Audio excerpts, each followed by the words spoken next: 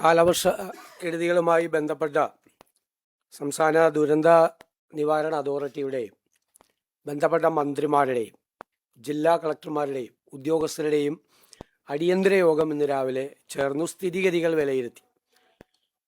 എല്ലാ ജില്ലകളിലും സ്ഥിതിഗതികൾ നിയന്ത്രണാധീനമാണ് എന്നാണ് റിപ്പോർട്ട് കിട്ടിയിട്ടുള്ളത്. പത്തനംതിട്ട ജില്ലയിൽ മാത്രം കുറച്ച് സ്ഥലങ്ങളിൽ വെള്ളം ഇറങ്ങിപ്പോകാനുണ്ട്, ചില പ്രദേശങ്ങളിൽ. ബാക്കിയുള്ള സ്ഥലങ്ങളിലെല്ലാം കാര്യങ്ങളെല്ലാം നിയന്ത്രണ വിധേയമായാണ് നിൽക്കുന്നത്. പത്തനംതിട്ട ജില്ലയിൽ അതിനു വേണ്ടിയിട്ടുള്ള പ്രത്യേക സന്നാഹങ്ങൾ, കൊല്ലത്ത് നിന്ന് 14 ബോട്ടുകൾ, മത്സ്യത്തൊഴിലാളികളുടെ ബോട്ടുകൾ ആവശ്യമെങ്കിൽ രക്ഷാപ്രവർത്തനം നടത്തുന്നതിന് വേണ്ടിയിട്ട് ചെങ്ങന്നൂരിൽ എത്തിച്ചിട്ടുണ്ട്. സുളൂരിൽ നിന്നും 2 ഹെലികോപ്റ്ററുകൾ തിരുവനന്തപുരത്ത് എത്തിയിട്ടുണ്ട്. NDRFൻ്റെ ഒരു ടീം അവിടേക്ക് നിയോഗിച്ചിട്ടുണ്ട്. ആവശ്യമായിട്ടുള്ള പോലീസ് സേനയും ആവശ്യമായിട്ടുള്ള ഫയർഫോഴ്സ് സംവിധാനങ്ങളും ഉണ്ട്. ഭക്ഷണം ഹെലികോപ്റ്ററിൽ നിന്ന് വിതരണം ചെയ്യാനോ അല്ലാതെ വിതരണം ചെയ്യാനുള്ള പാക്കറ്റുകൾ തയ്യാറാക്കിയിട്ടുണ്ട്. എല്ലാ സ്ഥലത്തും ആവശ്യമായ പാക്കറ്റുകൾ തയ്യാറാക്കിയിട്ടുണ്ട്. മുന്നൊരുക്കങ്ങൾ എടുത്തിട്ടുണ്ട്. ഇപ്പോൾ സംസ്ഥാനത്തുടനീളം ആകെ ഉള്ളത് 316. ഇന്ന് രാവിലെ 9 മണി വരെയുള്ള റിപ്പോർട്ടാണ്. 316 ക്യാമ്പുകളിലായി 11,018 പേരാണ് ഇപ്പോൾ ഉള്ളത്, ക്യാമ്പുകളിൽ ഇപ്പോൾ ഉള്ളത്. നമ്മൾ ഇതുവരെ മരിച്ചവരുടെ എണ്ണം കണക്കാക്കിയിട്ടുള്ളത് 15ആണ്. അത് കോട്ടയം ജില്ലയിൽ ഈരാറ്റുപേട്ട ഭാഗത്ത് പൂഞ്ഞാർ നിയോജകമണ്ഡലത്തിലെ 2 പേരും, ഒരു കുട്ടി അപകടത്തിൽ പുതുപ്പള്ളിയിൽ ഒരു ടാങ്കിൽ വീണ് മരിച്ചതും ഉൾപ്പെടെ 3 പേർ, ഇടുക്കിയിൽ 2 പേർ, വിഴിഞ്ഞത്തും മുതലപ്പുഴയിലും ഓരോരുത്തരും മരിച്ചു. ഓരോരുത്തർ 2 സ്ഥലത്തും മിസ്സിംഗ് ആണ്. കൊല്ലത്ത് 2 പേര് മരിച്ചു, 2 പേരും മിസ്സിംഗ് ആണ്. അതുപോലെ മലപ്പുറം ജില്ലയിൽ 4 പേരും മരിച്ചു, ഒരാൾ മിസ്സിംഗ് ആണ്. കണ്ണൂർ ഒരാൾ മരിച്ചു, 2 പേര് മിസ്സിംഗ് ആണ്. അതുപോലെ കോഴിക്കോട് ഒരാൾ മരിച്ചിട്ടുണ്ട്. അപ്പോൾ ഇതുവരെ 15 പേര് മരിച്ചതായിട്ടാണ് നമുക്ക് റിപ്പോർട്ട് കിട്ടിയിട്ടുള്ളത്. മിസ്സിങ് ഉള്ളത് 7 പേരാണ്. 15 പേര് മരിക്കുകയും 7 പേര് മിസ്സിംഗ് ആയിട്ടുള്ള റിപ്പോർട്ടാണ് നമുക്ക് ഇതുവരെ കിട്ടിയിട്ടുള്ളത്. ഇനി അതുകൂടാതെ ദുരന്ത 30/7/2026 തന്നെ, ഇതിൻ്റെ തലേ ദിവസം തന്നെ ദുരന്ത നിവാരണ വകുപ്പ് സെക്രട്ടറി ജില്ലാ കളക്ടർമാരുമായി യോഗം നടത്തി തയ്യാറെടുപ്പുകൾ വിലയിരുത്തിയിട്ടുണ്ട്. 1/8/2026 ദുരന്ത നിവാരണ വകുപ്പ് സെക്രട്ടറി ജില്ലാ കളക്ടർമാരുമായിട്ട് വീണ്ടും യോഗം ചേർന്നിട്ടുണ്ട്. പിന്നെ NDRFൻ്റെ ടീം പത്തനംതിട്ടയ്ക്ക് നൽകിയിട്ടുണ്ട്. 2 ടീം കോട്ടയത്തിന് കൊടുത്തിട്ടുണ്ട്. അധികമായി 2 NDRF ടീം ആരക്കോണത്ത് നിന്നും ആവശ്യപ്പെട്ടിട്ടുണ്ട്. അവർ പുറപ്പെടും ഏത് സമയത്തും. ഹെലികോപ്റ്റർ എത്തിയിട്ടുണ്ട്. ITBPയുടെ ആലപ്പുഴയിൽ ആവശ്യമാണെങ്കിൽ നിയോഗിക്കാൻ വേണ്ടിയിട്ടുള്ള നിർദ്ദേശം നൽകിയിട്ടുണ്ട്. കണ്ണൂർ, വയനാട് ജില്ലകൾക്ക് ആവശ്യമാണെങ്കിൽ ഡിഫൻസ് സെക്യൂരിറ്റി കോർപ്സിനെ നിയമിക്കാനും നിർദ്ദേശം നൽകിയിട്ടുണ്ട്. ഇതുവരെ നമുക്ക് കിട്ടിയ പ്രാഥമിക റിപ്പോർട്ട് അനുസരിച്ച് 164.98 165 ഹെക്ടർ സ്ഥലത്ത് കൃഷിയാണ് നശിച്ചിട്ടുള്ളതെന്ന് പ്രാഥമിക റിപ്പോർട്ടാണ്. പ്രാഥമിക റിപ്പോർട്ട് 3596 കർഷകരെ അത് ബാധിച്ചിട്ടുണ്ട്. ചിലപ്പോൾ ഫൈനൽ റിപ്പോർട്ട് വരുമ്പോൾ കുറച്ചുകൂടി ആളുകളെ ബാധിക്കാനുള്ള സാധ്യതകളുണ്ട്. പല പ്രചരണങ്ങളും വ്യാപകമായി നടക്കുന്നുണ്ട്. ആ പ്രചരണങ്ങളിൽ ഏറ്റവും പ്രധാനം അണക്കെട്ടുകളിൽ നിന്ന് വെള്ളമൊഴുക്കുന്നു എന്നുള്ളതാണ്. പ്രധാനപ്പെട്ട അണക്കെട്ടുകളിലെല്ലാം ജലനിരപ്പ് വളരെ താഴെയാണ്. ജനങ്ങളുടെ ഇടയിൽ യാതൊരു ഉത്കണ്ഠയ്ക്കും അവകാശമില്ല. തെറ്റായ വാർത്തകൾ സമൂഹ മാധ്യമങ്ങളിലും അല്ലാതെയും പ്രചരിക്കുകയാണ്. ഞാൻ പറയാം, ഇടുക്കിയിൽ ജലസംഭരണിയിലെ 38.91% ഉള്ളൂ വെള്ളം. ഇടമലയാറ് 46.64%. ബാണാസുര സാഗറിൽ 52.9%. കക്കിയിൽ 44.82%. കല്ലടയിൽ 45% ഉള്ളൂ. മലമ്പുഴയിൽ 35% ഉള്ളൂ. പീച്ചിയിൽ 34% ഉള്ളൂ. അപ്പോൾ ജലസംഭരണികളിൽ നിന്ന് വെള്ളം ഒഴുക്കി വിടുന്നു എന്ന് പറയുന്ന വ്യാപകമായ തെറ്റായ വാർത്തയാണ്. അതിനെതിരായി കർശനമായ നടപടികൾ സ്വീകരിക്കും. കാരണം ജനങ്ങളിൽ ഉത്കണ്ഠ പരത്തുന്ന തെറ്റായ വാർത്തകൾ സമൂഹ മാധ്യമങ്ങളിലൂടെ പ്രചരിപ്പിക്കുകയാണ്. ആകെ മൂഴിയാറിലാണ് വെള്ളം.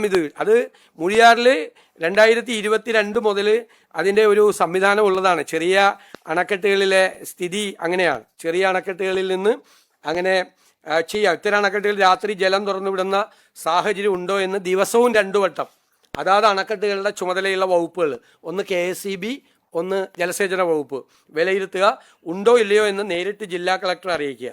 ജില്ലാ കളക്ടറുടെ കൂടെ അംഗീകാരത്തോടുകൂടി മാത്രമേ തുറന്നു വിടുകയുള്ളൂ. അത് ചെറിയ അണക്കെട്ടുകളാണ്, വളരെ ചെറിയ, അതാണ് ഈ മൂഴിയാർ അണക്കെട്ടുമായിട്ട് ബന്ധപ്പെട്ട് ചെറിയ സാധ്യതകൾ മാത്രമാണ് വെള്ളവുമായി ബന്ധപ്പെട്ടിട്ട് ഉള്ളത്. ഇനി ഏറ്റവും പ്രധാനപ്പെട്ട ഒരു കാര്യം എന്ന് പറയുന്നത്, നമ്മൾ കടലാക്രമണ സാധ്യതയുള്ള സ്ഥലവും പ്രത്യേകമായിട്ട് ശ്രദ്ധിക്കാൻ വേണ്ടിയിട്ടുള്ള നടപടികൾ സ്വീകരിച്ചിട്ടുണ്ട്. അതുപോലെ നമ്മൾ ഈ മരിച്ചവരുടെ സംസ്കാര ചടങ്ങുകൾക്കായിട്ട് 10,000 രൂപ അനുവദിച്ചിട്ടുണ്ട്. ക്യാമ്പുകളിൽ നിന്ന് വീടുകളിലേക്ക് പോകുമ്പോൾ വീടുകളിൽ വെള്ളം കയറിയവർക്ക് അടിയന്തിരമായി 10,000 രൂപ വെച്ച് ഓരോരുത്തർക്കും കൊടുക്കാൻ വേണ്ടിയിട്ടുള്ള നടപടികൾ സ്വീകരിച്ചിട്ടുണ്ട്. പിന്നെ ജീവനോപാധികൾ നഷ്ടപ്പെട്ടവർക്ക് ഒരു കാർഡിൽ നിന്ന് 2 പേർക്ക് 300 രൂപ വീതം, അപ്പോൾ അത് ഇത് നിൽക്കുന്നത് വരെ അവർക്കൊരു ധനസഹായമായി കൊടുക്കാൻ പറഞ്ഞിട്ടുണ്ട്. സാധാരണ ഗതിയിൽ കിട്ടുന്നത്, മരിച്ചവർക്ക് കിട്ടുന്നത് SDRF-ൽ നിന്ന് 4 ലക്ഷം രൂപ, CMDRF-ൽ നിന്ന് 2 ലക്ഷം രൂപ, പിന്നെ PMNRF-ൽ നിന്ന് 2 ലക്ഷം രൂപ, അങ്ങനെ 8 ലക്ഷം രൂപയാണ് മരിച്ചവർക്കുള്ള ധനസഹായം. പിന്നീട് നമുക്ക് നേരത്തെ നമ്മൾ ഈ വലിയ ലാൻഡ് സ്ലൈഡൊക്കെ വന്ന് വീട് കംപ്ലീറ്റ് ഒഴുകിപ്പോയി, വീടില്ല, ആ സ്ഥലത്ത് വീടും വയ്ക്കാൻ പറ്റില്ല. അപ്പോൾ അവിടെ നേരത്തെ കൊടുത്തിരുന്നത് 6 ലക്ഷം രൂപ സ്ഥലം മേടിക്കാനും 4 ലക്ഷം രൂപ വീട് പണിയാനുമാണ്, 10 ലക്ഷം രൂപ. അത് 12 ലക്ഷമാക്കി വർദ്ധിപ്പിച്ചിട്ടുണ്ട്. ആദ്യമായിട്ടാണ് 12 ലക്ഷം രൂപയ്ക്ക് വർദ്ധിപ്പിക്കുന്നത്. വീട് പൂർണ്ണമായും നഷ്ടപ്പെട്ടവർക്ക് നേരത്തെ കൊടുത്തിരുന്നത് 4 ലക്ഷം രൂപയാണ്, അത് 6 ലക്ഷം രൂപയ്ക്ക് വർദ്ധിപ്പിച്ചിട്ടുണ്ട്. സ്ഥലം വാങ്ങി വീട് വയ്ക്കാൻ നേരത്തെ 10 ലക്ഷമായിരുന്നത് 12 ലക്ഷമാക്കി. നേരത്തെ 4 ലക്ഷം വീട് വയ്ക്കാൻ കൊടുത്തിരുന്നത് നമ്മൾ 6 ലക്ഷമാക്കി വർദ്ധിപ്പിച്ചു. കാരണം ഈ വീടിൻ്റെ മെറ്റീരിയൽസിനൊക്കെ വില കൂടി. ഇത് പണ്ടെങ്ങാണ്ട് തീരുമാനിച്ചു വെച്ചിരിക്കുന്ന റേറ്റാണ്, ആദ്യമായിട്ടാണ് ഇത് കൂട്ടുന്നത്, ഇപ്പോൾ കൂട്ടുന്നത് ഒരുപാട് വർഷങ്ങൾക്ക് ശേഷം. അത് കൂട്ടായി കൊടുക്കാനുമുള്ള നടപടികൾ സ്വീകരിച്ചിട്ടുണ്ട്. പിന്നെ കൃഷിനാശത്തിനും ചെറിയ തോതിലുള്ള, ഇപ്പോൾ ഉദാഹരണത്തിന് 2.5 ഏക്കർ സ്ഥലത്ത് നെൽകൃഷി നശിച്ചാൽ 13,500 രൂപയാണ് കൊടുത്തിരുന്നത്. അങ്ങനെ കൃഷിനാശത്തിന് വളരെ ചെറിയ നഷ്ടപരിഹാരമാണ്. അത് ഒരു പ്രപ്പോസൽ കൃഷി വകുപ്പിൽ നിന്നുകൂടി തരാൻ പറഞ്ഞിട്ടുണ്ട്. അടുത്ത ദിവസം ക്യാബിനറ്റ് യോഗവും കൂടി കൃഷിനാശം ഉണ്ടായവരുടെ നഷ്ടപരിഹാരം കൂടി വർദ്ധിപ്പിക്കാനുള്ള തീരുമാനം നമ്മൾ ഇന്നത്തെ യോഗത്തിൽ എടുത്തിട്ടുണ്ട്. അത് മന്ത്രിസഭാ യോഗം കഴിഞ്ഞ് അത് എത്രയാണ് വർദ്ധിപ്പിച്ചത് എന്ന് തീർച്ചയായിട്ടും അത് അറിയിക്കും.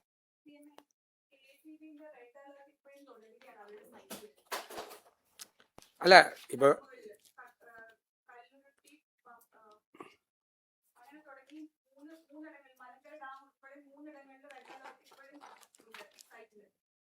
ഇല്ല, അവിടെയൊന്നും അങ്ങനത്തെ ഒരു പ്രശ്നം ഇല്ല. നമുക്ക് യാതൊരു റിപ്പോർട്ടും അത് സംബന്ധിച്ച് കിട്ടിയിട്ടില്ല.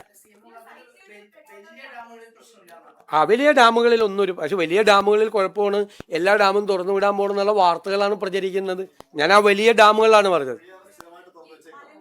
ഇടയ്ക്കിടയ്ക്ക്, അതായത് 2 വട്ടം പരിശോധിക്കണമെന്നാണ്. 2022 ഒരു നോട്ടിഫിക്കേഷൻ ഉണ്ട്, 2022 ആ നോട്ടിഫിക്കേഷൻ അനുസരിച്ചിട്ടാണ്. അത് ചെറിയ തോതിലെ ചെറിയ ഡാമാണത്, ചെറിയ ഡാം, വളരെ ചെറിയ തോതിലുള്ള വെള്ളം അല്ല.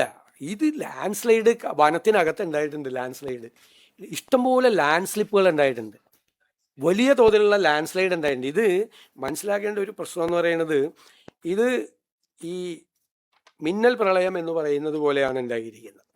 രാത്രി വൈകി വരെ ഒരു പ്രഡിക്ഷനും ഇല്ല, IMDയുടെ ഒരു പ്രഡിക്ഷനും ഇല്ല. രാത്രിയാണ് പെട്ടെന്ന് അതിതീവ്ര മഴയുണ്ടാവുന്നത്. അതിതീവ്ര മഴയുടെ ഏറ്റവും വലിയ സ്വഭാവം, അത് അറിഞ്ഞു കഴിഞ്ഞാൽ ഇവാക്യുവേഷന് വേണ്ടി പോലുള്ള സ്ഥലം ഉണ്ടാവില്ല. വളരെ രാത്രി വൈകിട്ടാണ് ഈ മുന്നറിയിപ്പ് മെസ്സേജ് പോകുന്നത്. IMDയുടെ ഇതിൽ പോലും അത് പരിശോധിക്കാനുള്ള സംവിധാനമില്ല. ചില സ്ഥലങ്ങളിൽ സാധാരണ 200 ഇതിന് കൂടുതലായി മില്ലി കൂടുതലായിട്ട് മഴ പെയ്താൽ അത് എക്സ്ട്രീം ഹെവി റെയിനാണ്. ഇത് ചില സ്ഥലത്ത് 300 പെയ്തേക്കണം. ഒരു സ്ഥലത്ത് വടശ്ശേരിക്കരയിൽ 350 ചെയ്തിരിക്കുന്നത്. 350 മഴയാണ് ഉണ്ടായിരിക്കുന്നത്, ഭയങ്കരമായിട്ട് ഉണ്ടായിരിക്കുന്നത് ചില സ്ഥലങ്ങളിൽ. അപ്പോൾ ഈ പ്രഡിക്ഷൻ ഇതാണ്. അത് കൊടുത്തിട്ടുണ്ടായിരുന്നല്ലോ. ഇത് അങ്ങനെയുള്ള സാധാരണ മഴ പെയ്യുന്നതിൻ്റെ അല്ല ഇതുണ്ടായിരിക്കുന്നത്. ഇത് അതിതീവ്ര മഴ ഈ പ്രദേശങ്ങളിൽ ഉണ്ടായത്. 350 മില്ലിയൊക്കെ മഴ പെയ്ത് കഴിഞ്ഞാൽ 200 മീതെ എക്സ്ട്രീം ഹെവി റെയിനാണ്. അത് 300 പോയി, വടശ്ശേരിക്കരയിൽ അത് 350 വരെ പോയി. ഇപ്പോഴത്തെ ഏറ്റവും വലിയ എൽനിനോ പ്രതിഭാസത്തിൻ്റെ കൂടി ഭാഗമാണെന്നാണ് കാലാവസ്ഥാ വകുപ്പ് പറയുന്നത്. അതായത് ചൂട് കൂടി കഴിഞ്ഞപ്പോൾ കടലിലെ ഇത് നീരാവിയായിട്ട് പോയി മേഘങ്ങളിൽ നിൽക്കുകയാണ്. അത് ഏത് സമയത്തും വന്ന് അതിതീവ്ര മഴയായി പെയ്യുന്ന ഒരു പുതിയ പ്രതിഭാസമാണ്. എൽനിനോയുടെ ഏറ്റവും വലിയ പ്രശ്നം വരൾച്ചയാണ് ഇനി വരാൻ പോകുന്നതെന്നാണ് അവർ പ്രെഡിക്റ്റ് ചെയ്തിരിക്കുന്നത്. പക്ഷെ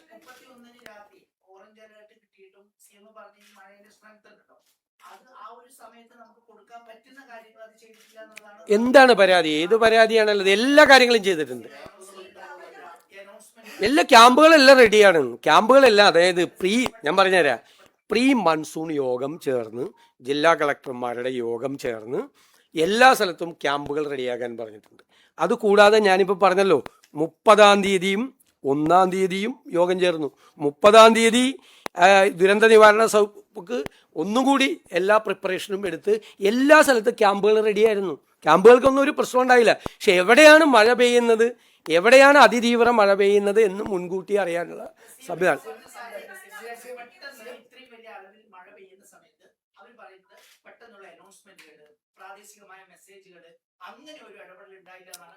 ഇല്ല, അതൊന്നും അങ്ങനത്തെ അതിനുള്ള സമയം ഇല്ല. ആ അറിയിപ്പാണ്, മെസ്സേജ് മാത്രമാണ് പോകുന്നത്.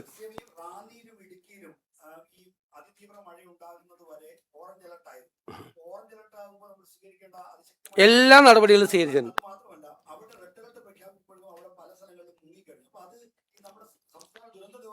അല്ല, ഇത് നമുക്ക് ഇപ്പോൾ ഉള്ള എന്ന് വെച്ച് കഴിഞ്ഞാൽ കാലാവസ്ഥ പ്രവചനത്തിൽ ഇതാണ് കിട്ടിയിരിക്കുന്നത്. IMDയുടെ ഇതാണ് രാത്രി അർദ്ധരാത്രി വൈകുന്നത് വരെ കിട്ടിയിരിക്കുന്നത്. കിട്ടിക്കഴിഞ്ഞാൽ അപ്പം തന്നെ എല്ലാ സ്ഥലങ്ങളിലും റെഡിയാണ്. ജില്ലാ കളക്ടർമാർ, ഡിസാസ്റ്റർ മാനേജ്മെൻറ്റ് അതോറിറ്റിയുടെ ചെയർമാൻമാരുൾപ്പെടെ എല്ലാ സ്ഥലങ്ങളിലും റിലീഫ് ക്യാമ്പുകളും ബാക്കി കാര്യങ്ങളും ചെയ്യാൻ പറ്റും. ഇതെന്തറിയാം ഇതിൻ്റെ അകത്ത് പ്രശ്നം എന്ന് വെച്ച് കഴിഞ്ഞാൽ, അതിതീവ്ര മഴ എവിടെയാണ് പെയ്യുന്നത് അറിഞ്ഞാലേ മാത്രമേ ഉള്ളൂ അവിടെ നിന്ന് ഇവാക്യുവേഷൻ നടക്കുകയുള്ളൂ.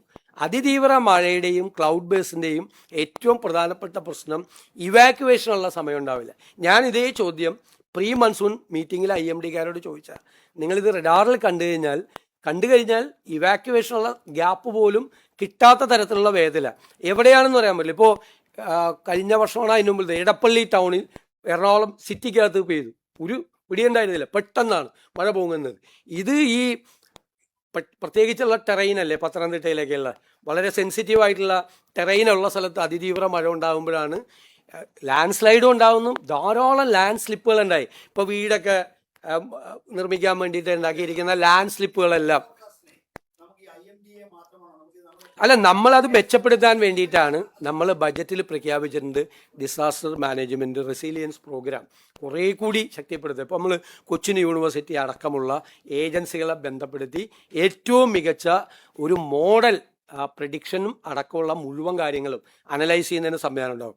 3-4 ദിവസം മുമ്പ് നമ്മൾ അതിനുവേണ്ടി മാത്രമായിട്ടൊരു യോഗം നമ്മൾ ചേർന്നിരുന്നു. അതിനുവേണ്ടി മാത്രമായിട്ടുള്ള യോഗം ചേർന്നിരുന്നു. കൊച്ചിൻ യൂണിവേഴ്സിറ്റിയിലെ അഭിലാഷ് ഉൾപ്പെടെയുള്ള ആളുകളെ ഇവിടെ വിളിച്ചു വരുത്തി നമ്മൾ അതുമായിട്ട് സഹകരിക്കാൻ, യൂണിവേഴ്സിറ്റിയാണ് നന്നായിട്ട് ചെയ്യുന്നത്, അവരുടെ അടക്കം കേരളത്തിലെ ഹ്യൂം സെൻറ്റർ ഉൾപ്പെടെയുള്ള ആളുകളെ എല്ലാം കൂടി കോർഡിനേറ്റ് ചെയ്ത് കൊണ്ട് മാക്സിമം, ഇപ്പം ഞാൻ പറഞ്ഞിട്ട് IMDക്ക് പോലുമുള്ള പരിമിതിയാണ് ഞാൻ നേരത്തെ പറഞ്ഞത്. IMDക്ക് പോലും ഇത് പുതിയ പ്രതിഭാസമാണ്.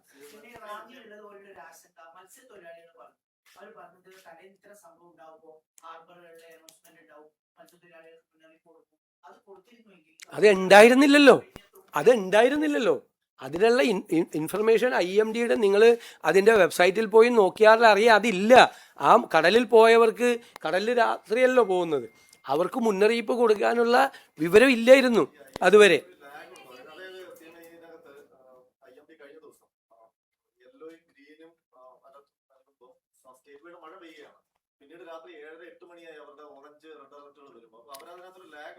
അല്ല, അത് അവർ പ്രഡിക്ഷനാണ് അവരുടെ. പിന്നീട് അവർക്ക് അത് അറിഞ്ഞിട്ടേ അവരത് കൺവേർട്ട് ചെയ്യാൻ പറ്റുള്ളൂ. ഇപ്പോൾ ഇന്ന് തന്നെ മറ്റേ അലർട്ട് കൊടുത്ത്, യെല്ലോ അലർട്ട് കൊടുത്തിട്ട് പിന്നെ ഓറഞ്ച് ആക്കി. അത് അവരുടെ ഒരു സ്റ്റാൻഡേർഡ് ഓപ്പറേറ്റീവ് പ്രൊസീജിയറാണ്. അത് SOP അനുസരിച്ചിട്ടാണ് അവർ ചെയ്യുന്നത്. നമുക്ക് കേരളത്തിൽ അത് മാത്രം പോരാ. കാരണം ഞങ്ങളല്ലേ ആദ്യം IPCC റിപ്പോർട്ട് നിയമസഭയിൽ കൊണ്ടുവന്ന് ഞാൻ പരിഹസിക്കപ്പെട്ടാണ് അന്ന്.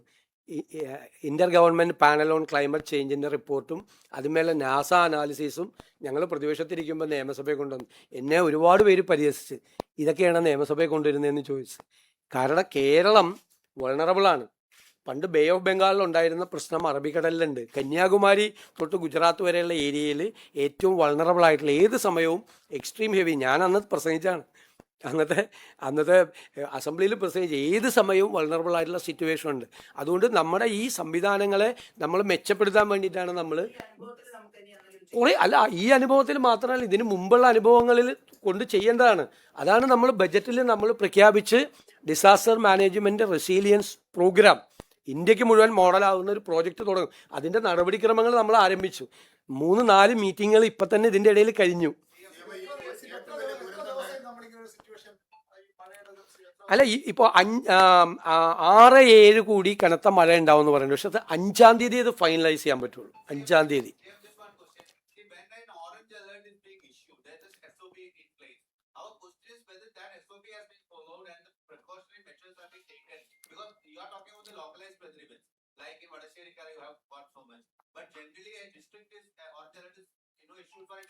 There is an SOP to take action.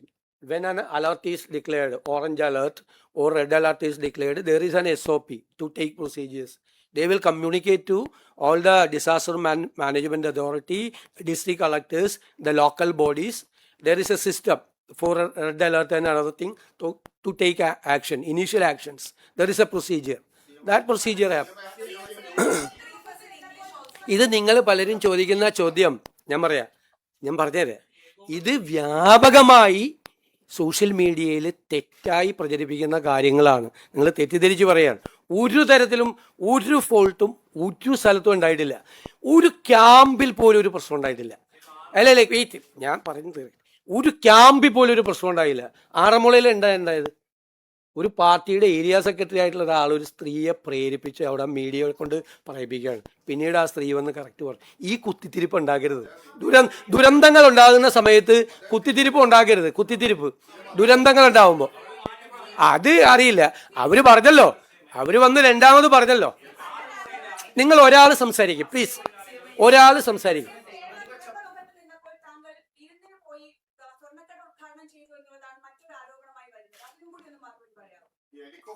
ഞാൻ ഈ പറഞ്ഞുതരാം. രാവിലെ മുതൽ എല്ലാ ചോദ്യങ്ങളും ചോദിക്കുന്നത്. രാവിലെ മുതൽ 5 മണിക്കാണ് ഈ വിവരം അറിയുന്നത്.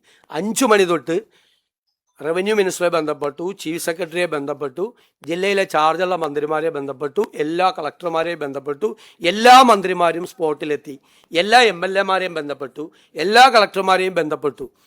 നമ്മൾ അങ്ങോട്ട് വരേണ്ട ആവശ്യമുണ്ടോ എന്ന് അവരോട് ചോദിച്ചു. വരേണ്ട ആവശ്യമില്ല എന്ന് പറഞ്ഞു.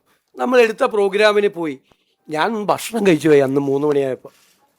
എനിക്കറിയില്ലായിരുന്നു 2018-ലും 2019-ലും ദുരന്തം ഉണ്ടായിരുന്നപ്പോൾ അന്നത്തെ മുഖ്യമന്ത്രി നിരാഹാരമാണ് ഇരുന്നതെന്ന് എനിക്ക് അറിയില്ലായിരുന്നു. ഞാനൊന്ന് ഭക്ഷണം കഴിച്ചു പോയി. നിങ്ങൾ എത്ര അപവാദ പ്രചരണമാണ് നടക്കുന്നത്. ഞാൻ 3 മണിക്കാണ് ഞാൻ മലപ്പുറത്ത് എത്തുന്നത്, പൊന്നാനിയിലെത്തുന്നത്, സി ഹരിദാസ് സാറിൻ്റെ വീട്ടിൽ. ഞാൻ അപ്പുറത്തെ വീട്ടിൽ എനിക്ക് ഭക്ഷണം അറേഞ്ച് ചെയ്തിട്ടുണ്ടായിരുന്നു, എൻ്റെ ഒരു ഫ്രണ്ടിൻ്റെ വീട്ടിൽ. ഞാൻ ഭക്ഷണം കഴിക്കാൻ പാടില്ലേ? 3 മണിക്കാണ് ഞാൻ ഭക്ഷണം കഴിക്കുന്നത്. എന്ത് തെറ്റാണ്, എന്തൊരു അപവാദ പ്രചരണം, എന്തൊരു ഹീനമായ അപവാദ പ്രചരണമാണ് നടക്കുന്നത്. ഭക്ഷണം കഴിച്ചെന്ന് അല്ലല്ല വെയിറ്റ്, പിന്നെന്താ? ഞങ്ങൾ ഞാൻ ഭക്ഷണം കഴിക്കുന്ന എങ്ങനെ മാച്ച്, എന്ത് മാച്ചിങ് ആണുള്ളത്? നീലയും കറുപ്പോ? നിങ്ങളെന്താ ഒരു ഭക്ഷണം കഴിക്കുന്നത് ഫോട്ടോ എടുത്ത് പുറത്തു കൊടുത്തതിന് നിങ്ങൾ എന്താ ഔചിത്യമുള്ള നിങ്ങളുടെ ചോദ്യത്തിൽ? അല്ലത് ഭക്ഷണം കഴിച്ചു, തെറ്റുപറ്റിപ്പോയി, ഇനി മുതൽ ഭക്ഷണം കഴിക്കാതിരിക്കും. എന്തൊരു മര്യാദകേടാണ്. എത്ര ഹീനമായിട്ടുള്ള പ്രചരണമാണ്. ഒരു സ്ഥലത്ത് ഭക്ഷണം കഴിക്കുന്നത്, ഒരു സ്ഥലത്ത് വെള്ളം എടുക്കുന്നത്. അല്ല, ഒരു ചോദ്യത്തിന് മറുപടി പറ. ഇതിനൊന്നും മറുപടി പറ. എന്താ ഔചിത്യക്കുറവാണ് ഭക്ഷണം കഴിച്ചതിന്? ഭക്ഷണം കഴിക്കാൻ പാടില്ലേ? നിങ്ങൾക്ക് വേറെ എന്തോ ദുരുദ്ദേശമുണ്ട് നിങ്ങൾ ചോദിക്കുന്നതിൽ. ഞാൻ ഭക്ഷണം കഴിച്ചു പോയി, ക്ഷമിക്കണമെന്ന്.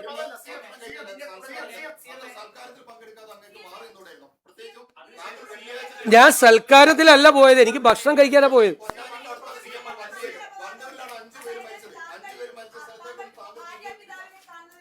അല്ല, ഇത് കഴിയട്ടെ, ഇതിന്റെ വിഷമം തീർക്കട്ടെ. ഇതായത് നിങ്ങളൊരു കാര്യം ആലോചിക്കണം. അല്ല, എല്ലാവരും ചോദിച്ചു. ഞാൻ ഗുരുതരമായൊരു തെറ്റ് ചെയ്തു. അന്ന് വെള്ളപ്പൊക്കം ഉണ്ടായ ദിവസം ഞാൻ ഭക്ഷണം കഴിച്ചു 3 മണിക്ക് ഭക്ഷണം കഴിച്ചു. അതാണ് ഞാൻ സംസാരിക്കുന്നതിൻ്റെ ഇടയിൽ പറയരുത്, ഞാൻ സംസാരിക്കുന്നതിൻ്റെ ഇടയിൽ ബഹളം ഉണ്ടാക്കരുത്. 3 മണിക്ക് ഞാൻ ഭക്ഷണം, കേരളത്തിലെ ജനങ്ങളെ വിലയിരുത്തട്ടെ. പിന്നെ നിങ്ങൾക്കറിയാമല്ലോ മലബാറിൽ ഭക്ഷണം ഒരു കാപ്പി കുടിക്കാൻ പോയാലുള്ള സ്ഥിതി. മലബാറിൽ ഏതെങ്കിലും വീട്ടിലൊരു കാപ്പി കുടി, അവർ ഈ വെള്ളപ്പൊക്കം എന്ന് പറഞ്ഞിട്ടല്ല, ഞാനൊന്ന് വരുമെന്ന് പറഞ്ഞു, ഞാനൊന്ന് ഹരിദാസേട്ടൻ്റെ വീട്ടിൽ പോകുമെന്ന് പറഞ്ഞു, അപ്പോൾ അടുത്ത വീട്ടിൽ ഭക്ഷണം കഴിക്കണമെന്ന് പറഞ്ഞു. അവർ ആ വീട്ടുകാർ മുഴുവൻ ഭക്ഷണം കഴിക്കാതെ 3 മണി വരെ എന്നെ കാത്തിരിക്കുക. ഞാൻ 3 മണിക്കാണ് എത്തിയത്. ഇതിൻ്റെ താമസവും കാര്യങ്ങളും ഓൺ ദ വേയിൽ മുഴുവൻ എല്ലാവരുമായിട്ട് ബന്ധപ്പെട്ടുകൊണ്ട് കംപ്ലീറ്റ് ഇരിക്കുകയാണ്. പിന്നീട് മലബാറിലായിരിക്കും പ്രശ്നം എന്ന് പറഞ്ഞു. മലബാറിലെ കളക്ടർമാരെ മുഴുവൻ എല്ലാ ഉദ്യോഗസ്ഥന്മാരെ ബന്ധപ്പെട്ടുകൊണ്ടിരിക്കും. നിങ്ങൾക്കൊന്നും പറയാനില്ലാത്തത് കൊണ്ട് നിങ്ങൾ ഈ ഒരാൾ മുഖ്യമന്ത്രിക്ക് ഭക്ഷണം കഴിക്കാൻ പാടില്ല എന്ന് എനിക്ക് ഇപ്പോഴാണ് മനസ്സിലായത്. അത് കഴിഞ്ഞല്ല, മറ്റത് കഴിഞ്ഞല്ല. നിങ്ങൾ ആദ്യം അല്ലല്ല നിക്ക് നിങ്ങളൊന്ന് അല്ലല്ല, അങ്ങ് ദേശാഭിമാനി എന്ന് വന്നിട്ട് ആദ്യം മുതൽ അവസാനം വരെ ഇങ്ങനെ ചോദിച്ചുകൊണ്ടിരിക്കല്ലേ. ഇനിയില്ല, അങ്ങേക്ക് മറുപടിയില്ല, വേറെ ആരെങ്കിലും ചോദിക്കും. ആരെ? പ്രതിപക്ഷ നേതാവ് അത് പറയുമല്ലോ. പ്രതിപക്ഷ എന്ത് അനാസ്ഥയാണ് ഉണ്ടായിരിക്കുന്നത്. എവിടെയെങ്കിലും ഏതെങ്കിലും ഒരു ക്യാമ്പിലോ ഒരു റെസ്ക്യൂ ഓപ്പറേഷനിലോ എവിടെയെങ്കിലും എന്ത് വീഴ്ച ഉണ്ടായിട്ടുണ്ടോ? അവിടെ ഏരിയ സെക്രട്ടറിയെ കൊണ്ട് സ്വന്തം പേര് പൊക്കി പറയിപ്പിക്കാൻ വേണ്ടി നടത്തിയ ശ്രമമൊന്നും ഞങ്ങൾ നടത്തിയിട്ടില്ല. ഞങ്ങളൊക്കെ ഇതിനേക്കാൾ വലിയ ഫ്ലഡ് കണ്ടവരാണ്. കേരളത്തിലെ ഏറ്റവും വലിയ ഫ്ലഡ് കണ്ടവനാണ് ഞാൻ. 75,000 പേരെ ക്യാമ്പിൽ എൻ്റെ നിയോജകമണ്ഡലത്തിലും അത്രയും പേരെ നിയോജകമണ്ഡലത്തിന് പുറത്തും ക്യാമ്പിൽ താമസിപ്പിച്ച ആളാണ്.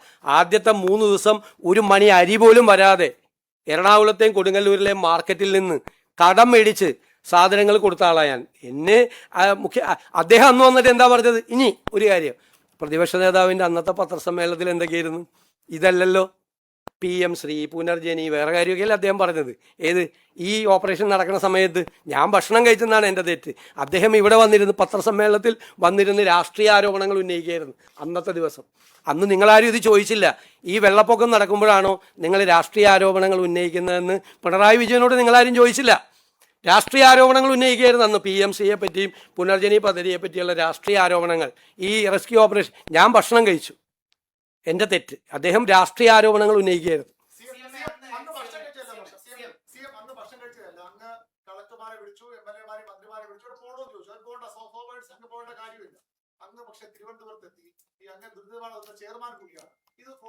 അല്ല, ഞാനിരുന്ന് എല്ലാം കോർഡിനേറ്റ് ചെയ്യണ്ടേ? അത് എവിടെ ഇരുന്ന് കോർഡിനേറ്റ് ചെയ്യണമെന്ന് നമ്മുടെ ഇതിലല്ലേ എത്തിയത്. മാധ്യമങ്ങളോട് എൻ്റെ ഓഫീസിൽ നിന്ന് കൃത്യമായിട്ടുള്ള വിവരങ്ങൾ ഓരോ 2-3 മണിക്കൂറും തരുമ്പം 3 മണിക്കൂർ കൂടുമ്പോൾ ഓഫീസിൽ നിന്ന് തരുന്നത്.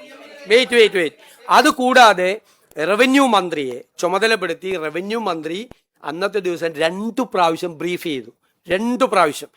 ചെയ്തു. എല്ലാ വിവരങ്ങളും നമ്മളെടുത്ത ഈ നടപടികൾ, കളക്ടറെ ബന്ധപ്പെടുന്നത്, നമ്മൾ NDRFൻ്റെ ഫോഴ്സിനെ കൊണ്ടുവരുന്നത്, നമ്മൾ നേവിയുടെ ഹെലികോപ്റ്റർ ട്രൈ ചെയ്യുന്നത്, കോസ്റ്റ് ഗാർഡിൻ്റെ ബോട്ട് മുതലപ്പുഴയിൽ കൊണ്ടുവരാൻ ശ്രമിക്കുന്നത്, ഇതെല്ലാം നിങ്ങളോട് ബ്രീഫ് ചെയ്തിരുന്നു. നിങ്ങൾ എന്നിട്ട് വെറുതെ വാർത്ത ഉണ്ടാകും.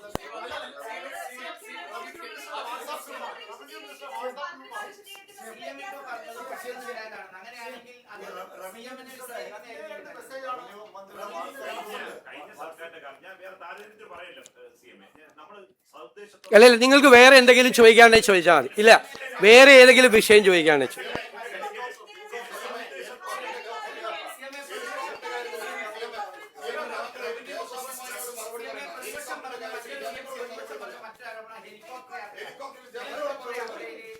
നിങ്ങൾക്ക് അറിയാം. നിങ്ങൾക്കറിയാം. ഇതാ അദ്ദേഹം തന്നെ, ഈ ദേശാഭിമാനിക്കാരൻ തന്നെ ഞാൻ പറയണ കേക്ക്, ഞാനല്ല പറയണത്. നിങ്ങളിങ്ങനെ വന്ന് ഈ ദേശാഭിമാനി എന്നും കൈരളിയിലും വന്ന് എൻ്റെ പത്രസമ്മേളനം കലക്കണ്ട. ഇത് തന്നെ പരിപാടിയാണ്. നിങ്ങൾ പ്രതിപക്ഷ നേതാവ് പത്രസമ്മേളനം നടത്തുമ്പോഴോ അദ്ദേഹം മുഖ്യമന്ത്രിയായി പത്രസമ്മേളനം നടത്തുമ്പോഴോ ഒന്നും ഇതുപോലെ നിങ്ങൾ ബഹളം ഉണ്ടാക്കിയിട്ടില്ല. ഞാനിങ്ങനെ ഇരുന്ന് തരുന്നതുകൊണ്ടാണ് നിങ്ങളിങ്ങനെ കാണിക്കുന്നത്. ദയവ് ചെയ്ത് അതുകൂടി ഇല്ലാതാക്കരുത്. നിങ്ങൾ സാമാന്യ ഞാൻ സംസാരിക്കുമ്പോൾ നിങ്ങൾ എന്തിനാ സംസാരിക്കുന്നത്? നിങ്ങളിപ്പോൾ എത്രാമത്തെ പ്രാവശ്യം ഇടപെടുന്നത്? ഞാൻ പറഞ്ഞല്ലോ, ഞാൻ പറയട്ടെ. നിങ്ങൾ അതല്ലല്ല, ഞാൻ ഒരു സ്ഥലത്തും ഹെലികോപ്റ്റർ എടുത്ത് പഴയ മുഖ്യമന്ത്രി യാത്ര ചെയ്യുന്നതിനെ കുറിച്ച് ഞാൻ പരാതി പറഞ്ഞിട്ടില്ല. ഒന്ന് നിക്ക്, രണ്ട് നിങ്ങൾ വ്യാപകമായി പ്രചരിപ്പിച്ചു സോഷ്യൽ മീഡിയയിൽ കൂടി CPM നേതാക്കൾ ഞാൻ ഹെലികോപ്റ്റർ എടുത്തിട്ട് സ്വകാര്യ യാത്രയ്ക്കാണ് പോയതെന്ന് പറഞ്ഞു. ഞാൻ പോയത് നിങ്ങളോട് പറഞ്ഞുതരാം. ഞാൻ പോയത് ഒരു ഇൻവെസ്റ്റ്മെൻറ്റ് ഗ്രൂപ്പ് കൊച്ചിയിലുണ്ടായിരുന്നു കാണാൻ വേണ്ടിയിട്ട്. അവർ രാത്രി ഡിന്നർ മീറ്റിങ്ങിന് കാണാമെന്നാണ് പറഞ്ഞത്. അവർ തമിഴ്നാട് മുഖ്യമന്ത്രിയായിട്ട് കണ്ടതിന് ശേഷമാണ് കൊച്ചിയിൽ വന്നത്. ഞാൻ വന്ദേ ഭാരതിന് ബുക്ക് ചെയ്തിരുന്നു പോകാൻ. രാത്രി അവിടെ എത്തി അവരോട് സംസാരിക്കാൻ. അപ്പോൾ അവർക്ക് അത്യാവശ്യമായി സൺഡേക്ക് ഡൽഹിയിലേക്ക് തിരിച്ചു പോകണം എന്ന് പറഞ്ഞു. അവരെ അറിയിച്ച്, അപ്പോൾ അതിനു മുമ്പ് അവരെ കാണണം. കാരണം തമിഴ്നാട് കൂടി അതിൽ ശ്രമിക്കുകയാണ് ആ ഇൻവെസ്റ്റ്മെൻറ്റിന് വേണ്ടിയിട്ട്. അവരെ തമിഴ്നാട് മുഖ്യമന്ത്രി കണ്ടിട്ടും ഞാൻ കാണാതെ പോയാൽ അതൊരു ബുദ്ധിമുട്ടാവുന്നത്, പിന്നീട് ഒരു ആക്ഷേപവും.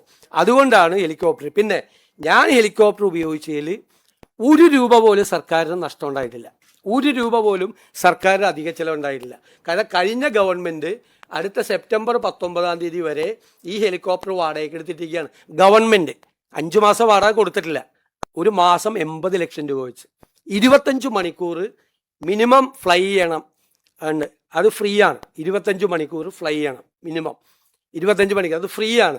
അത് ചെയ്തില്ലെങ്കിലും ഈ 80 ലക്ഷം രൂപ കൊടുക്കണം. ഞാൻ യാത്ര ചെയ്തുകൊണ്ട് സംസ്ഥാന സർക്കാരിന് ₹1 നഷ്ടം ഉണ്ടായിട്ടില്ല. ആകെ 3-4 മണിക്കൂറാണ്. കാരണം 2 മന്ത്രിമാർ വയനാട്ടിൽ പോയതും ഞാൻ വയനാട്ടിൽ പോയതും മാത്രമാണ് ഞങ്ങൾ ഈ ഗവൺമെൻറ് വന്നതിന് ശേഷം ഹെലികോപ്റ്റർ ഉപയോഗിച്ചേക്കണേ.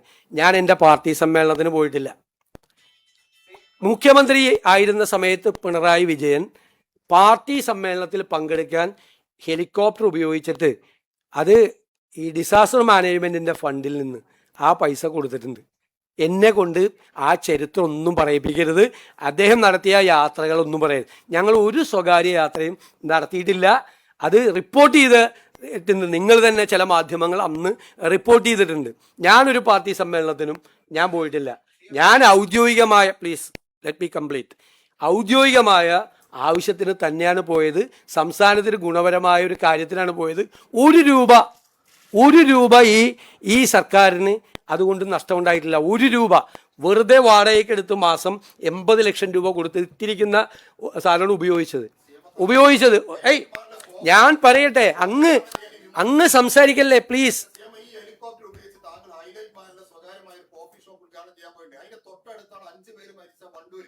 അവിടേക്ക് താങ്കളൊന്ന് തിരിഞ്ഞു നോക്കിയിട്ടില്ല. ആ പ്രദേശത്ത് മലപ്പുറം ജില്ലയിൽ താങ്കൾ തന്നെ നേരത്തെ പറഞ്ഞു വെള്ളിയാഴ്ച 5 പേര് ദുരന്തത്തിൽ മരിച്ച പ്രദേശത്ത് പോകാതെ താങ്കൾ അതിന്റെ അരികിലൂടെ തന്നെയാണ് താങ്കൾ പോയിട്ടുള്ളത്. കരിപ്പൂർ വിമാനത്താവളം അവിടെ നിങ്ങൾക്ക് ഇറക്കി ആ വണ്ടൂർ പോയി ആ കുടുംബത്തെ നിങ്ങൾക്ക് കാണാമായിരുന്നു. അങ്ങ് ഇവിടെ വന്നിരുന്നു പ്രസംഗിക്ക്. വേറെ ഏതെങ്കിലും ചോദ്യം ഉണ്ടെങ്കിൽ പറയാം.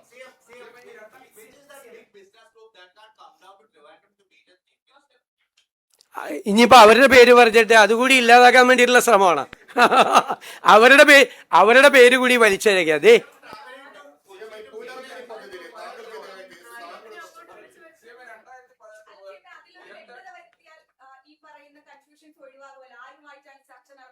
അതെന്തിനാ ഞാൻ നിങ്ങളോട് പറയേണ്ട ആവശ്യം? അതിൻ്റെ അത് തീരുമാനം ഉണ്ടാകുമ്പോൾ നിങ്ങളോട് പറയാം. മനസ്സിലായി? ഞാൻ അവരെയും കൂടി വലിച്ചയച്ച് അതുകൂടി ഇല്ലാതാക്കാനുള്ള ശ്രമം നടത്തല്ലേ ചോദിക്കും.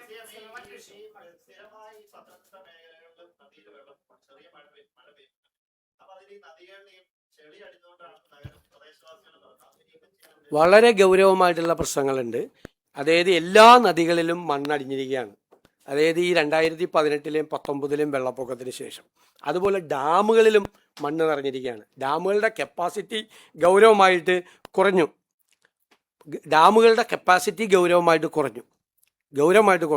എന്ന് വെച്ച് കഴിഞ്ഞാൽ ഈ മണലാണ് അതിൻ്റെ അകത്ത് കിടക്കുന്നത്.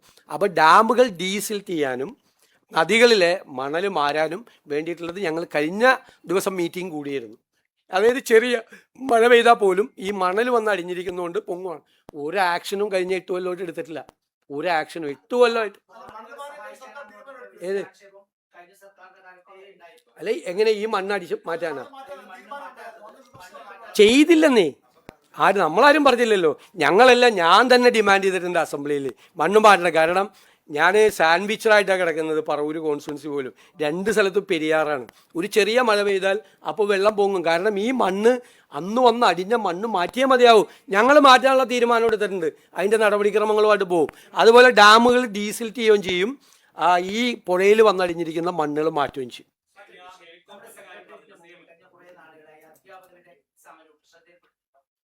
അവരുമായിട്ട് മന്ത്രി 3 പ്രാവശ്യം ചർച്ച നടത്തി, ഞാൻ ചർച്ച നടത്തി.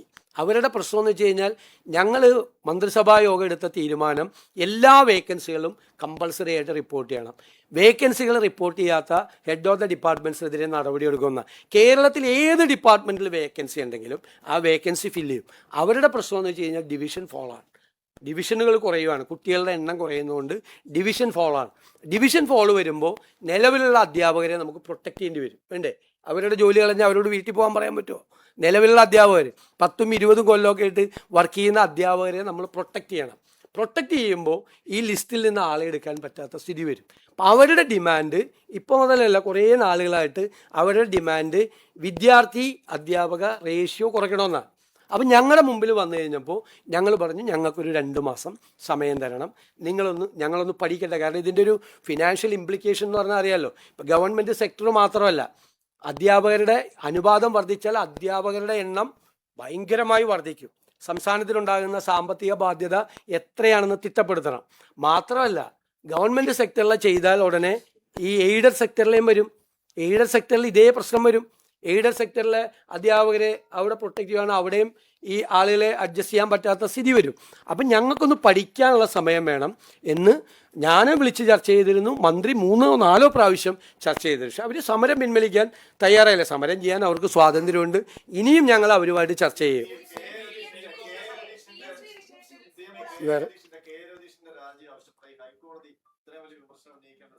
അല്ല, അതിനു മുമ്പ് തന്നെ ഈ പ്രധാനപ്പെട്ട സ്ഥാനങ്ങളിൽ ഇരിക്കുന്നവരോടെല്ലാം രാജിവെക്കാൻ ഞങ്ങൾ ആവശ്യപ്പെട്ടിരുന്നു. എല്ലാവരോടും ആവശ്യപ്പെട്ടിരുന്നു രാജിവെക്കാൻ. നേരത്തെ തന്നെ ഒരു സർക്കുലർ പോയിരുന്നു, രാജിവെച്ചില്ല.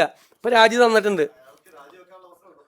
അല്ല, നമ്മൾ നമ്മളൊരു മര്യാദയാണ് എല്ലാവരോടും കാണിച്ചത്. എല്ലാവരും ആളുകളെ പുറത്താക്കുക എന്ന് പറയുമ്പോൾ ഉള്ളൊരിത് വന്നു. ഇത് ഹൈക്കോടതി നമ്മുടെ ഈ പ്രോസിക്യൂഷൻ സാങ്ഷനിലും നമ്മുടെ അനുമതി ഹൈക്കോടതിയിൽ പെൻഡിങ് ആണ്. നമ്മൾ കൊടുത്തു അനുമതി, ഹൈക്കോടതി ഒരു തീരുമാനം എടുത്തോട്ടെ എന്ന് പറഞ്ഞു. അതിനു മുമ്പ് തന്നെ ഇപ്പോൾ ആ പരാമർശം വന്നപ്പോൾ തന്നെ നമ്മൾ രാജിവെക്കാൻ ആവശ്യപ്പെട്ടു. അദ്ദേഹം രാജിയും വെച്ചു. ഒരു ആശയക്കുഴപ്പമില്ല. അതിനൊരു ക്യാബിനറ്റ് സബ് കമ്മിറ്റി രൂപീകരിച്ചിരിക്കുകയാണ്. ആ ക്യാബിനറ്റ് നിങ്ങൾ കൊടുത്ത വാർത്തയാണ്, ഒരു തർക്കമില്ല. ക്യാബിനറ്റ് സബ് കമ്മിറ്റി അത് പരിശോധിച്ച് അതിന് റെക്കമെൻഡ് ചെയ്യും.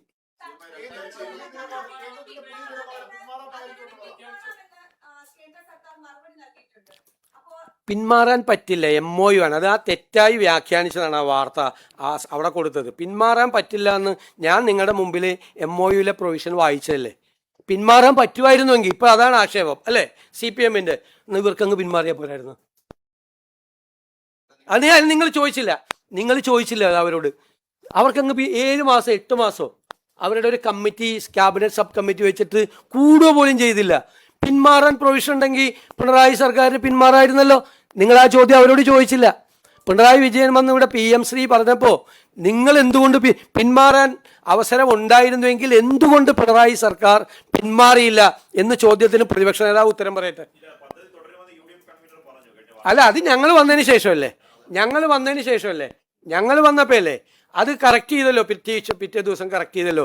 അതെങ്ങനെ? ഞങ്ങൾ ചർച്ച ചെയ്യുമല്ലോ. ഞങ്ങൾ ചർച്ച ചെയ്ത് ക്യാബിനറ്റ് സബ് കമ്മിറ്റിയെ ചുമതലപ്പെടുത്തി. ഞാൻ നിങ്ങളോട് 2 പ്രാവശ്യം പറഞ്ഞു, ക്യാബിനറ്റ് കമ്മിറ്റി റിപ്പോർട്ട് ചെയ്യുന്നത് അനുസരിച്ച് തീരുമാനം എടുക്കും. 7-8 മാസം അവർ വെച്ചല്ലേ. ഇപ്പം നമ്മൾ 1 മാസമല്ലേ കഴിഞ്ഞത്. അത് അദ്ദേഹം പിറ്റേ ദിവസം UDF പല കാര്യവും ചർച്ച ചെയ്യും.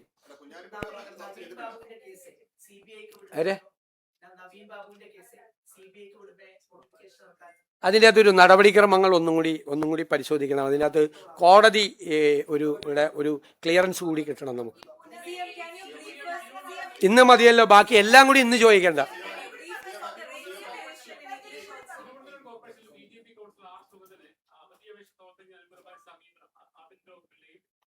ഇല്ല, അല്ലല്ല, അത് പരിശോധിക്കുന്നുണ്ടല്ലോ.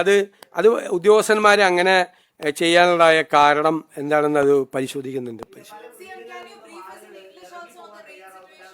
അല്ല, അത് സ്വാഭാവികമായിട്ട് എല്ലാ സ്ഥലങ്ങളിലും നമ്മൾ ഈ മുന്നറിയിപ്പ് കൊടുക്കുമ്പോഴും ആളുകൾ മടിയാണ്. അപ്പോൾ അതുകൊണ്ട് മന്ത്രിമാരും കളക്ടർമാരും ഒക്കെ പത്രസമ്മേളനം നടത്തി പറയാണ്, നമ്മൾ ഈ ഇവാക്യുവേഷൻ പ്രോഗ്രാം നടത്തുമ്പോൾ, ഞാനും അത് അഭിമുഖീകരിച്ചിട്ടുള്ള ആളുകൾ പോവില്ല. ആളുകൾ 2ാം നില ഉണ്ടെങ്കിൽ 2ാം നിലയിൽ പോവും. 2ാം നിലയിലൊക്കെ പോയി കഴിഞ്ഞാൽ നമുക്ക് പിന്നെ അങ്ങോട്ട് പോയി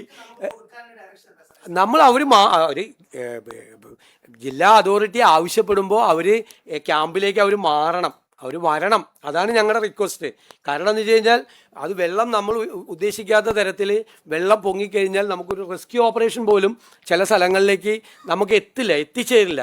അതുകൊണ്ട് അധികാരികൾ ആവശ്യപ്പെടുമ്പോൾ അവർ മാറി റിലീഫ് ക്യാമ്പുകളിലേക്ക് വരണമെന്നാണ് ഞങ്ങളുടെ അഭ്യർത്ഥന.